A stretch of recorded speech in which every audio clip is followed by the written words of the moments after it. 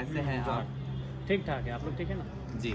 तो आज हम लोग यहाँ सर से मिलने के लिए आए रांची से। और सर, सबसे पहले तो आपको बहुत बहुत बधाई कि आप यहाँ के विधायक बन चुके हैं और यहाँ के लोगों को मुझे लगता है आपसे बहुत उम्मीद है।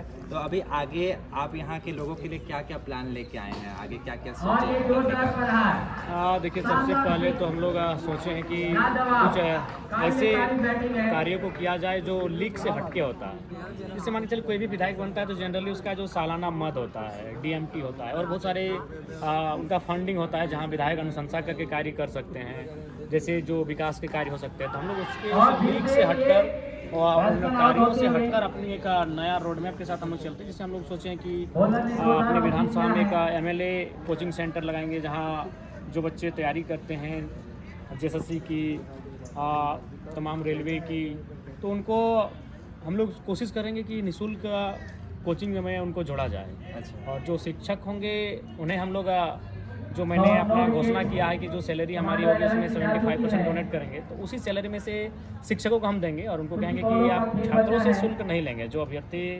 प्रिपरेशन के लिए आएंगे। उसके बाद सोचे हैं कि चूँकि हर एक प्रखंड परिसर में विधायक का अपना कक्ष आवंटन होता है, उस कक्ष में हम लोग एक लैपटॉप या फिर कंप्यूटर की सुविधा देकर वहाँ भी एक लड़के को रखा जाए और जो लोग अपना आवेदन करते हैं, जो चूँकि ऑनलाइन की दुनिया हो चुकी है, तो वहाँ भी उनसे निःशुल्क ही बिना कोई चार्ज के विधायक जन सुविधा केंद्र के माध्यम से उनके आवेदन को लिया जाए। ये सारी चीज़ें अभी हम लोग के जहन में चल रही है, उनको हम लोग इम्प्लीमेंट करने के लिए लगातार मैंने मंथन कर रहे हैं कि कैसे उनको इम्प्लीमेंट किया जा सके। जी सर, जैसा कि आप अभी राजनीति में आए हैं, मुझे लगता है जब आप पहले आपकी पीएचडी की भी अभी चल रही है, अभी आपने अपना 3rd सबमिट किया है, तो अभी आपकी पीएचडी कौन से सब्जेक्ट से चल रही है सर? इंग्लिश लिटरेचर है। अच्छा जी, अंग्रेजी साहित्य की हमारी पीएचडी हो रही है। तो ये पीएचडी कब कंप्लीट होने की संभावना है? देखिए, ये आपके प्रेजेंटेशन पे डिपेंड करती है।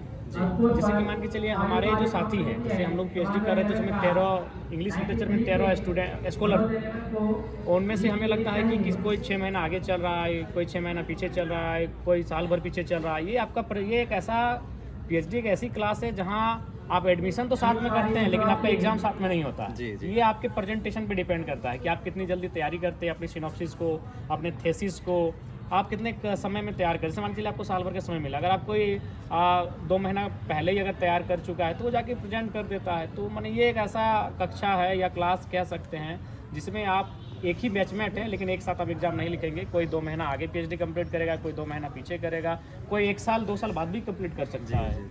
तो अभी जब आप कॉलेज जाते हैं तो आप क्योंकि आप विधायक हैं, तो आपके कॉलेज में आपके जो अलग जो मतलब कि जो टीचर्स हैं, जो स्टूडेंट्स हैं, उनका नज़रिया आपको लेकर कैसा होता है? कॉलेज जाते हैं तो माहौल कैसा हो जाता है? अब कुछ बदलाव पहले से? नहीं, बिल्कुल बदलाव होना स्वाभाविक है क्योंकि हम इस राज्य के विधायक हैं।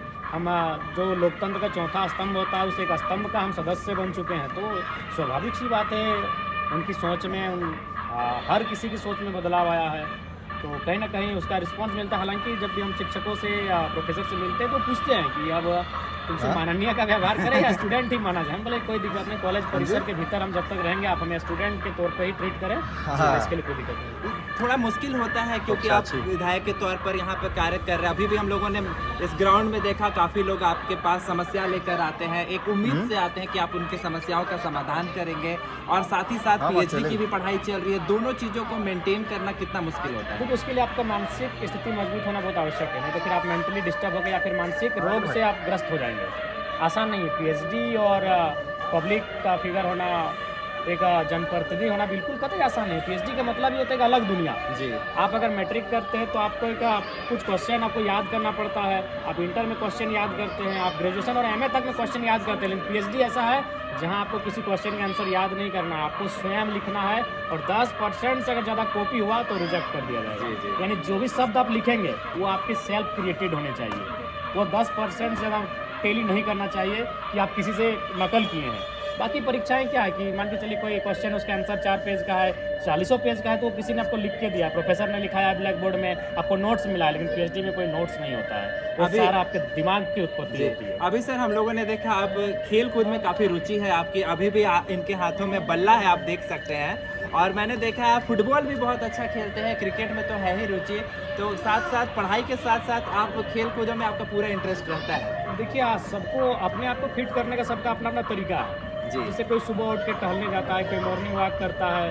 कोई कसरत करता है, कोई योगा करता है, तो कोई जिम में जाता है, और हम स्पोर्ट्स का हिस्सा बनते हैं। और अपने आप को स्वस्थ रखना मेंटली फिजिकली, मुझे लगता है कि इन एक्टिविटियों से हम अपने आप को स्वस्थ रख सकते हैं। आज हम लोग यहाँ पे डुमरी में तोप चाची ये जगह है, आपका जन्म यहीं पे हुआ है सर? जी जी, यही मेरा जन्मभूमि कर्मभूमि, कहीं मेरा घर यहीं से 500 मीटर की दूरी पर है हमारा घर यहाँ से। जी। आपके परिवार में अभी कौन कौन है सर? हमारे सर दर्शक बहुत जानना चाहते देखिए हैं। हमारे परिवार में अगर सबसे सीनियर कही जाए तो हमारी दादी हैं। अच्छा दादी की उम्र एग्जैक्ट नहीं कह सकते, लेकिन 90+ है। अच्छा। उसके बाद हमारी माँ हैं, हमारे चाचा हैं 3 उधर, और हम अभी भाई का शादी 1 साल पहले किए, तो लोग 3 हो चुके हैं हम, और एक हम इधर। बहुत सारे दर्शक आपकी शादी के लिए भी बहुत जानने के लिए उत्सुक रहते हैं कि जयराम सर अब कब शादी करेंगे। देखिए हमें लगता है कि आप असेंबली को संभाल सकते हैं, यूनिवर्सिटी को भी संभाल रहे हैं, आप खेल के मैदान को भी संभाल रहे हैं, लेकिन वैवाहिक गठबंधन थोड़ा सा अभी उसके लिए मैंने एक प्रिपेयर्ड नहीं हो पाए हैं। जी, क्योंकि अभी जनता की समस्याओं और उनके समाधान में जुड़े हुए हैं, तो अपने लिए उतना सोच नहीं रहे हैं, पहले इन सारी चीज़ों को सोच रहे हैं। और सर बचपन में कभी आपने, जैसे कि अभी आप एक लीडर के तौर पर हैं, बचपन में आपका व्यवहार कैसा रहता था स्कूल में? स्कूल में भी मॉनिटर वगैरह रहते थे क्या? बिल्कुल, हमें याद है कि स्कूल में हम मात्र तीसरी या चौथे दिन में क्लास के मॉनिटर बना लिए गए थे। उसमें सवाल एक था, शायद कुछ एक मल्टीपल था, उसमें हम चौथी क्लास में थे, तो बाकी जो स्टूडेंट थे वो लोग कॉपी में सवाल का हल किए थे, हम तुरंत कलम लेके अपने हाथ में ही लिख के, और काफ़ी मैंने सेकंड भर में उत्तर दे दिए। तो फिर लास्ट में यहाँ तक कि वो मैथ के टीचर थे, उन्होंने कहा कि देखो ओवरऑल जो मॉनिटर रहने दो, लेकिन मेरी क्लास अब घंटी आई है तो यही मॉनिटर रहेगा। अच्छा। तो क्लास में भी हमारी मतलब शुरू से ही कहते हैं ना, शुरू से ही एक पहचान थी, लीडरशिप क्वालिटी शुरू से ही था, और सर मतलब कि उसी समय से मॉनिटर भी थे, और आज यहाँ पर देख सकते हैं विधायक के तौर पर काम कर रहे हैं। सर हमारा जो चैनल है अधिकतर खाने पीने का चैनल है, तो हम लोग जानना चाहेंगे कि जयराम महतो जी को खाने में क्या सबसे अच्छा लगता है? देखिए खाने का स्वाद है, मौसम के अनुसार थोड़ा बदलता है जी। अगर उसके बाद अगर मैंने सामान्यता कहा जाए तो अभी मान के चलिए, अभी जैसे कि हम लोग यहाँ अभी तक सुबह खाना नहीं खाए, अभी ओट्स खा के निकले हैं। अच्छा। क्योंकि हम लोग जहाँ रहते हैं वहाँ खाली लड़का लोग रहता है, तो उन लोग उतना अच्छा से खाना बनाने जानता है नहीं, तो रिस्क भी नहीं लेते हैं, कहा ले तो चलिए रास्ता में कहीं खा लेंगे किसी घर में। तो अभी यहाँ रास्ते में जो भी हमारे समर्थक दोस्त या गाँव वाले कोई भी जो रोड के किनारे गुजरेंगे, अगर किसी घर है, जैसे हम यहाँ तो चांचे से गुजर रहे हैं, हमको डुमरी जाना है, डुमरी के बीच में निमिया घाट पड़ता है, तो निमिया घाट में रोड के किनारे एक दुकान है जो हमारे संबंध मैंने रिश्तेदार में से रिश्तेदार हैं, हमारे समर्थक है, तो उनको कॉल कर दिए कि दाल भात और बिलाती का चटनी। हाँ, अब मैंने देखा था आप अपने दोस्तों के साथ जमीन में बैठकर भी खाना खा रहे थे। देखिए हमें लगता है इसी ज़मीन में एक दिन किसी को जल के चले जाना है, किसी को दफन होकर चले जाना है, तो इस ज़मीन से जुड़ के रहने में कोई किसी प्रकार का संकोच नहीं होना चाहिए।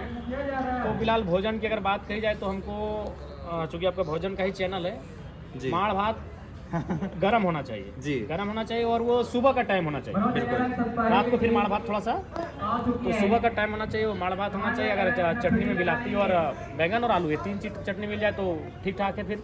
और फिर अगर दाल भात और सब्जी विशेष रुचि नहीं है सब्जी में, चटनी में काफ़ी रुचि है। अच्छा। फिर कभी अगर मैंने नॉनवेज में गए तो मटन होना चाहिए। अच्छा। हाँ, फिर मटन के साथ चावल नहीं चलेगा, रोटी चाहिए। तो ये रुचि है। और सर खाने पीने की भी बहुत शौकीन है, और खाना बनाना भी आता है सर कुछ आपको? बिल्कुल नहीं आता, जल जाएगा। एक बार हम ट्राई किए थे, वो क्या बोलते हैं, पॉपकॉर्न ना। अच्छा। हम लोग घर में उसको ये बोलते हैं, जोन्हार बुट्टू बोलते हैं, जोन्हरा होता है। हाँ। तो हम लोग उसको लावा बोलते हैं। लेकिन जल हम बना रहे थे तो पूरा सूप ही जल गया था। अच्छा। खाना बनाने बिल्कुल लक्षण नहीं हमारा, और उसमें दीजिएगा तो काफ़ी नुकसान हो सकता है, तो बना के देगा कोई तो खा सकते हैं। और साथ ही एक चीज और, ये मुद्दा मुझे याद आ रहा है कि अभी आप जब शपथ के लिए गए थे तो आप नंगे पाए गए थे, और काफी उसके बहुत चर्चा थी। जब तक हमारी सदन में उपस्थिति रहेगी, हमारा वही वेशभूषा रहेगा और हमारा वही परिवेश रहेगा। और शायद इसीलिए सर को लोग इतना प्यार करते हैं, इतना मानते हैं, और जो सादगी आप देख रहे हैं, इनके रहन सहन में सादगी है, खान पान में सादगी है, और बोली वचन में भी बहुत सादगी है। यहाँ के लोकल लैंग्वेज को बहुत प्रमोट करते हैं, और जब हम लोग आए तो भी सर यहाँ के लोकल लैंग्वेज में ही हमें से स्टार्टिंग में बात किए थे, और यहाँ का जो लोकल लैंग्वेज वो खोरठा है सर। जी, यहाँ मान के चलिए ये जो क्षेत्र है, यहाँ खोरठा बोली जाती है, उसके बाद मान के चलिए कुछ ट्राइबल्स हैं तो वे लोग संथाली बोलते हैं, और चूँकि हमारा ज़िला जहाँ बात है कुड़माली बोलते हैं, और बाकी थोड़ा सा कुछ हिस्सों में बांग्ला जो राढ़ बांग्ला होता है वो भी बोलते हैं। अच्छा, सर ने बहुत सारे स्टूडेंट्स के लिए काम किया है, यहाँ के मजदूरों के लिए काम किया है, और अपने काम के लिए ही चर्चा में रहते हैं। जब भी ये किसी सभा को संबोधित करते हैं, लाखों लोग इनको सुनने के लिए आते हैं और बहुत सारा प्यार देते हैं। सर, हम ऐसे उम्मीद करते हैं कि आगे आप और ज़्यादा प्रगति करें देश के लिए, राज्य के लिए और अपने इस लोकल क्षेत्र के लिए। और हमें समय देने के लिए बहुत बहुत धन्यवाद सर आपका। बहुत अच्छा लगा आपसे मिलकर। चलिए।